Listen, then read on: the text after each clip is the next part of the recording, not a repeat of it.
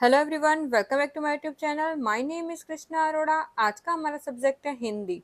आज हम हिंदी में मुंशी प्रेमचंद जी का उपन्यास रंगभूमि देखेंगे। तो चलिए शुरू करते हैं। रंगभूमि मुंशी प्रेमचंद जी का प्रसिद्ध सामाजिक और राजनीतिक उपन्यास है।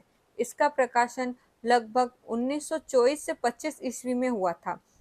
यह उपन्यास औद्योगिकरण, अंग्रेजी शासन, गरीबों के शोषण और गांधीवादी विचारों को दर्शाता है। उपन्यास के मुख्य पात्र: सूरदास, अंधा लेकिन साहसी और न्यायप्रिय भिखारी; जॉन सेवक, उद्योगपति; सोफिया, जॉन सेवक की बेटी; विनय सिंह, आदर्शवादी युवक; राजा भारत सिंह, प्रभावशाली राजा।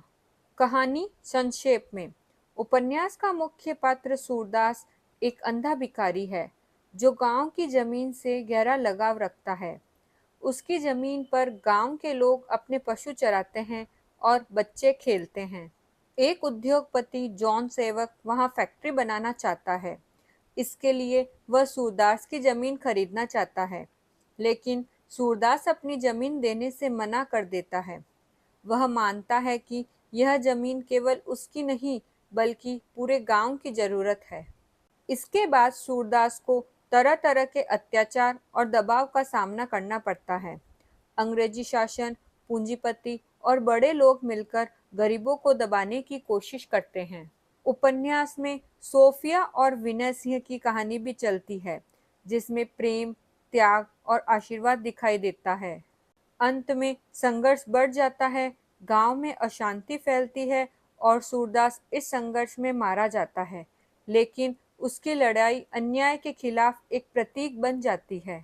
उपन्यास का संदेश: गरीबों और किसानों का शोषण गलत है।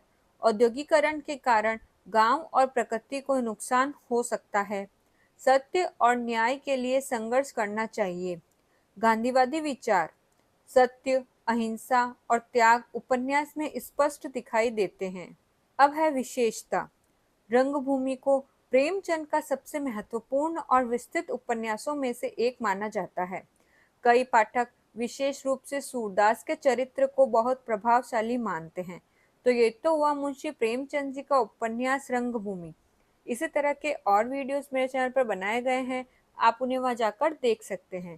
Thank you for watching. Like, subscribe and share.